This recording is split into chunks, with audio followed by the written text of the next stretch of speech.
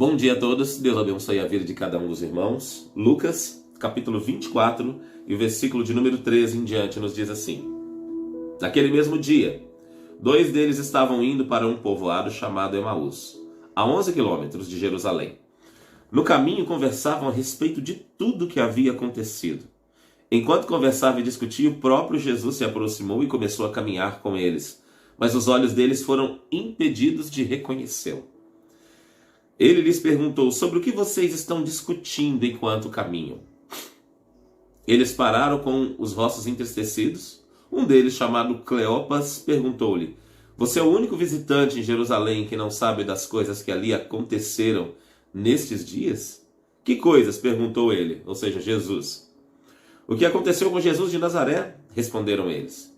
Ele era um profeta, poderoso em palavras e em obras diante de Deus e de todo o povo.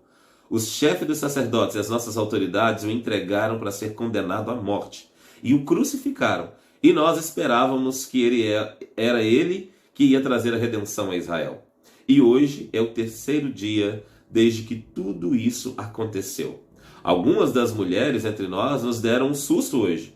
Foram de manhã bem cedo ao sepulcro e não acharam o corpo dele. Voltaram e nos contaram ter tido uma visão de anjos que disseram que ele está vivo.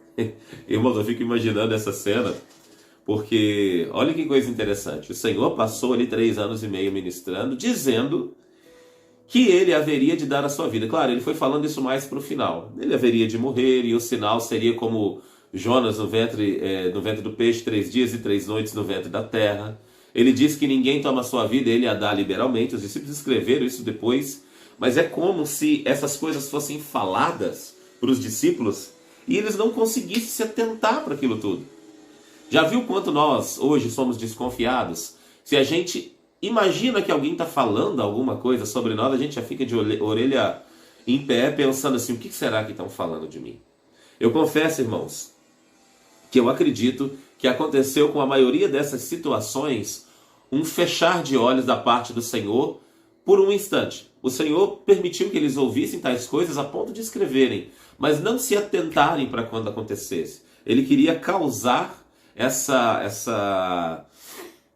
esse momento, né? Esse momento de expectativa, esse momento de surpresa, esse momento de glória quando ele voltasse.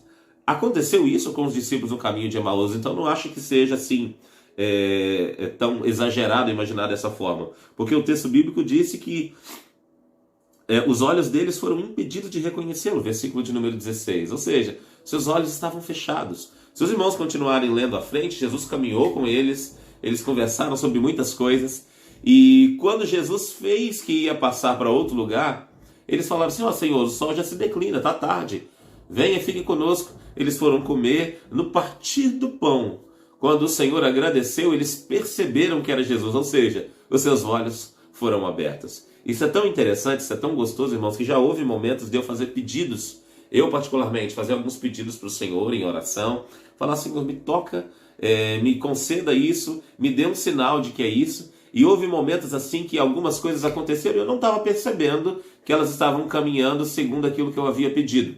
Totalmente distraído. Mas quando aconteceu o que eu pedi ao Senhor, veio um estalo na minha mente: olha aí o que você pediu. É como se de repente você está plenamente distraído e vem aquele estalo. Sabe quando você está distante em algum cômodo da sua casa, ou lendo algum livro, ou assistindo TV, e vem aquele estalo: poxa, esqueci o leite no fogo. Aí você corre para o fogão, chega lá e o leite já derramou. Se for homem, já derramou. Se for mulher, tá quase, né? A gente é mestre para fazer esse tipo de coisa. Mas sabe quando você percebe como se os seus olhos fossem abertos de repente? Eu imagino que foi nesse formato. Os discípulos, eles não entendiam enquanto as coisas aconteciam, mas quando culminou, no final de todas elas, que foi a ressurreição de Cristo e o aparecimento dele, eles perceberam que era o Mestre. Eles reconheceram que era Jesus e ainda perguntaram para o outro, os 2 discípulos do caminho de Emaús: você não percebeu que ardia no nosso coração enquanto nós conversávamos com ele? Irmãos, esse Jesus, ele é tão glorioso. Uma vez eu ouvi um pastor dizendo que Deus ele trabalha de formas a glorificar o nome dele poderosamente. Ele não faz simplesmente entradas simples e tranquilas. Por exemplo, eu vou entrar devagarinho pelos fundos, vou cumprimentando todo mundo. Ele é um Deus de glória. Quando ele chega, ele revela o seu poder. É como se o Senhor esperasse até o último momento em todas as coisas, o último momento para que nós fôssemos impedidos de sofrer, mas trouxesse a vitória naquele momento onde o seu nome seria glorificado. Olha que prova a respeito do que eu estou falando tão interessante. Quando nós olhamos ali, quando o povo de Israel estava sendo perseguido e a arca da aliança do Senhor estava no ombro dos sacerdotes, e aquele rio, né, eles iam atravessar o Jordão, mas só que o rio não se abria, eles estavam ali, não foi como o Mar Vermelho que Moisés tocou o cajado e ele se abriu, mas também foi um momento glorioso. Mas assim que os sacerdotes colocaram o pé no rio, as águas se abriram. Ou seja, no momento necessário do agir do poder de Deus na nossa vida, ele opera o sinal. É como se nós tivéssemos que nos lançar com todas as nossas forças pela fé aos pés do Senhor para que o milagre, a manifestação gloriosa do Senhor acontecesse. Há um versículo na palavra do Senhor que diz: abre bem a sua boca e eu a encherei. Eu amo esse versículo, porque é um versículo de fé. É um versículo que o Senhor não está dizendo, olha, eu estou enchendo as suas mãos, quando você estiver com fome, pega e coloca na sua boca, de forma figurada, né? O Senhor está dizendo assim, olha, quando você crer e abrir a boca e esperar que eu os alimente, eu o farei. Quando vocês pisarem com a sola dos pés nas águas, eu abro o rio. Quando vocês chegarem na beira do mar e tiverem a necessidade de atravessar, e Faraó com os seus exércitos estiver atrás se aproximando, eu abro o mar. O Senhor opera o milagre, a maravilha, o poder dele, como se fosse para nós no último instante, mas para ele, no tempo dele, é o momento exato que nós precisamos para que o Senhor seja glorificado. O Senhor trabalha de formas que nós não entendemos, irmãos, mas sempre o nome dele é exaltado e é glorificado. O nosso Deus é um Deus poderoso, é um Deus de maravilhas, é um Deus de milagres, é um Deus de restauração, é um Deus de bênçãos. O que nós, da nossa parte, precisamos fazer é olhar para a palavra do Senhor, entender o que o Senhor está nos chamando para fazer todos os dias e obedecê-lo. Andar firmemente nos seus propósitos, caminhar firmemente nos seus caminhos. Buscar orientação na palavra do Senhor diariamente para que a nossa vida a nossa vida espiritual possa entender, nós possamos crescer junto com a palavra do Senhor, entendendo a vontade do Senhor para nós, mas com atenção plena àquilo que Ele está nos mostrando. O que acontece muitas das vezes conosco? Nós olhamos para tudo que nós estamos vivendo, olhamos para a palavra de Deus, fazemos uma leve comparação e percebemos o quão distante nós estamos disso tudo. Irmão, se tem uma geração fraca espiritualmente, eu vejo a geração com que nós vivemos hoje. Pode ser que eu esteja errado, mas eu vejo um povo que ora pouco, um povo que lê pouco. O evangelho tem se espalhado? Tem sim. O número de cristãos tem aumentado cada vez mais? Tem. Mas qual a qualidade disso tudo? Será que nós estamos sendo um povo bíblico? Antigamente, o povo cristão ele era tão rechaçado. Eu lembro quando estudava, criança na escola, no começo eu era o único evangélico dentro da minha sala. E de certa forma eu sentia vergonha, mas porque havia um contraste entre o tipo de pessoa que os evangélicos eram, os cristãos eram, e todos os demais eram. Se você fosse uma criança tímida como eu era, você sentia até vergonha de falar eu sou. Mas não sentia vergonha de Deus, porque amava estar na igreja, mas por causa das amizades, coisas de criança. Hoje, louvado seja o nome do Senhor, eu não me envergonho do evangelho. Eu digo isso como o apóstolo Paulo, porque ele é poder de Deus para transformação e salvação de todo aquele que crê. Irmãos, Deus é maravilhoso. E eu preciso me posicionar, tomar uma decisão por todas na minha vida, se caso eu não tomei, se caso algum dos irmãos não tomou, uma decisão plena de me entregar e me lançar completamente aos pés dele.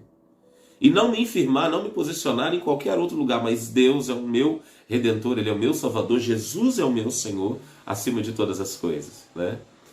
Esses momentos que aconteceram aqui foram interessantes, foram momentos proporcionados por Jesus Cristo para que fosse espalhado a fama do Senhor, a volta do Senhor. Ele percorreu por cerca de 40 dias aqui na terra, depois de ressuscitado.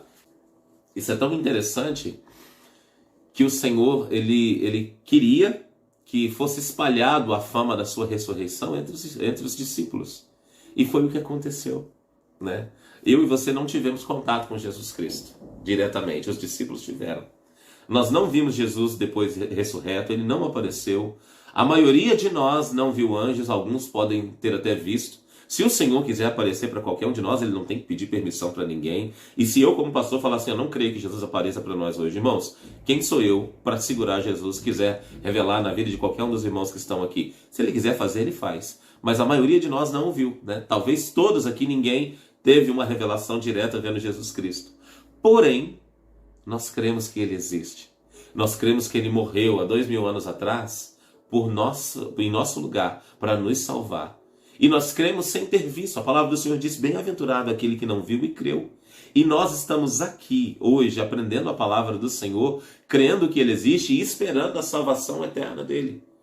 É claro que nós queremos ser abençoados nessa vida, queremos ser próximos, queremos que não falte saúde para a gente viver bem, que não falte o alimento, que não falte um trabalho, que nós tenhamos uma família abençoada.